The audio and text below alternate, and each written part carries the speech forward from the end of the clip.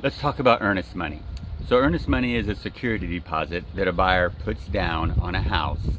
It's held by a title company or an escrow agent until closing, and then that earnest money is put towards the contract price or the buyer's closing costs. Or if that buyer happens to be a vet and using a VA and the seller is paying all his closing costs, then it would just come back in the form of a check. Now, earnest money is collected at the time of contract. Once a contract is agreed upon and it's signed by all parties, the next step is to collect earnest money. You, as a for sale by owner, have to be sure to do this. What earnest money does is it keeps a buyer in contract. It keeps them from changing their mind, or it keeps them from, backing out for whatever reason. There are contingencies in most contracts. Contingencies like if the buyer's financing falls through, then they can get their earnest money back.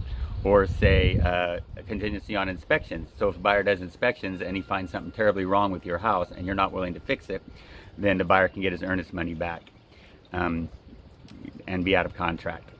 So the amount of earnest money is always a big question. Here in Kansas, earnest money is very little. It's like $500, $1,000 on houses, $250,000, $300,000, and below.